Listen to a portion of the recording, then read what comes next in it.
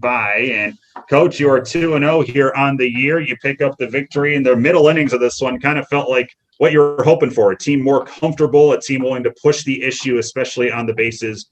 And then that big blow in the seventh inning by Connor Norby. Yeah, I thought we did a much better job of executing our offensive plan 1 through 9 today.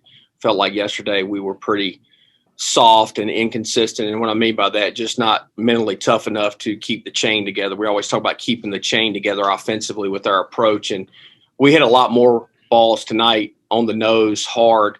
I mean, Bryson has scorched the ball. He doesn't have anything to show in the box score, which, hey, you can't control batting average. You can control quality at bats, and he's definitely going to be up there for the quad champ at the end of the weekend with the way he's swinging the bat. Thought we were able to take advantage of some of our speed with stealing some bases, which was able for us to extend the lead. Riley Johnson stealing home, that was a big momentum play to put us back up 3 runs. And Norby's 2-out, 3-run double was, of course, a crucial swing by him. And he's continued to see the ball better and playing like we know he can play.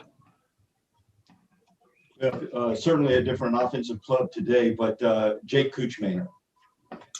Yeah, Cooch,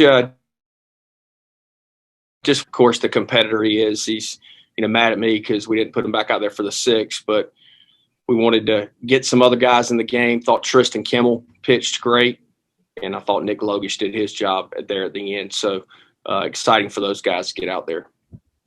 The type of player that Connor Norby has become for you, we saw it last year, and today again was just driving in 4 runs for you and an opportunity that could have slipped by there in the 7th to put this game away. But an 0-2 pitch sends it the other way to clear the bases, even takes 3rd on the throw. Connor has been such a huge catalyst for you since taking over that second base job, hasn't he? Norbs has always been super talented, and he's sitting to my right so he can laugh about it. We've talked about this a lot. He probably frustrated me as much as any player his freshman year. And he made a decision in his mind one day to say, I'm going to show up and practice hard every single day. And he started getting in games in 2019 and started a couple games, started the second game of the conference tournament when we were facing Houston in a left-handed pitcher, and he played well. And Norbs is he's super talented, and as long as he keeps that head on straight, then he can do whatever he wants. Well, a great game by Kramer, a great game by Cooch, and a great game by your guys all around here today. A nice, solid victory here to move to 2-0. Congratulations, Coach. Thanks, Corey. You're calling him Kramer now, too?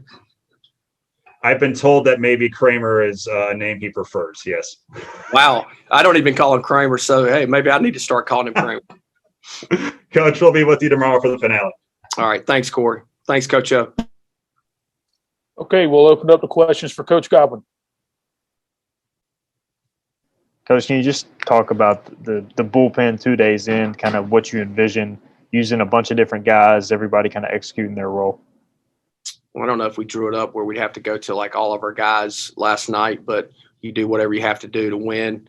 I thought Cam bounces back pretty good, but I thought Cam just wasn't as fresh as he was last night. The situation he was in last night, it's the stress pitches. When people look at pitch counts, it's also stress pitches, and I thought Cam had a lot of stressful pitches last night, and of course some more stressful today. So we're not going to definitely not throw him tomorrow. He'll be unavailable tomorrow. Tristan Kimmel did a great job, especially after Norbs hit the triple.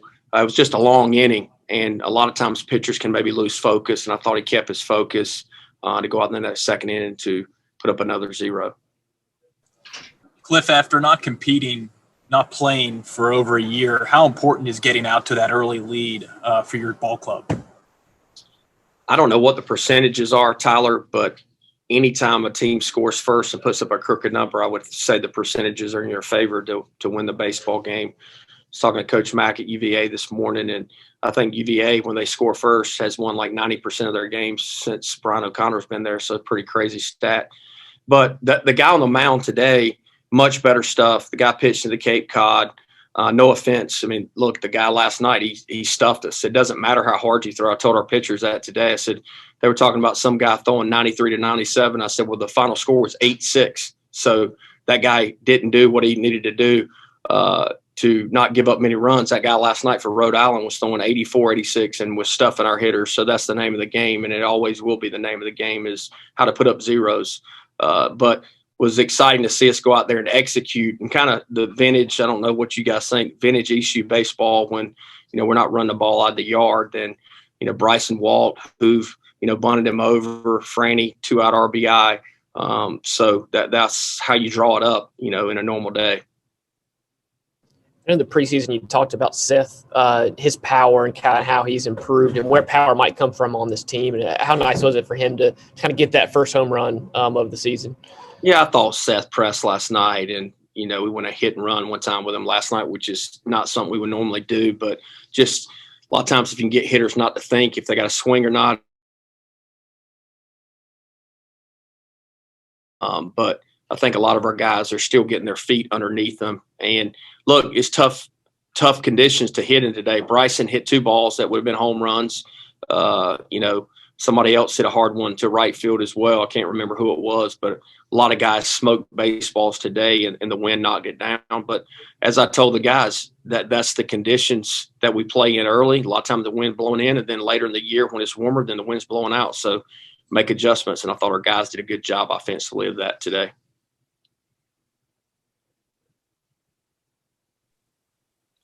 How challenging can it be for opponents facing Kuchmaner? For a team like Rhode Island that's not in conference, I feel like that's a tough matchup for an opponent, just the way that Kuchmaner pitches.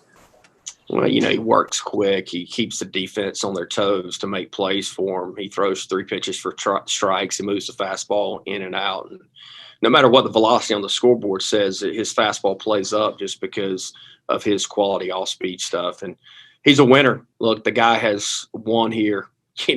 He's won his entire life, and he knows how to go out there and compete and figure out ways to win. So glad he's on our team. How are you? Good. All right, we'll go to questions for Connor. Just sit up there.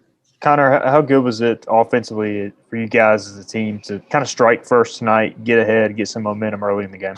I mean, it was big. Last night we didn't swing the bats or even do our job collectively well, and we knew today we had to pretty much flip it, and I thought we had a better approach overall, and jumping on the guy really helps.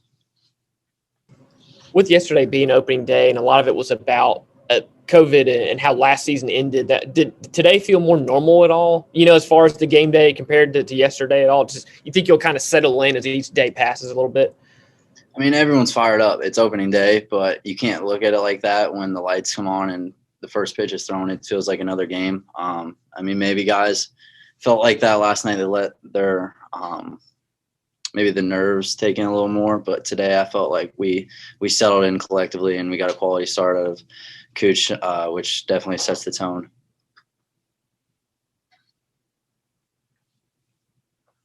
Connor, you're at bat in the 7th. You're down 0-2.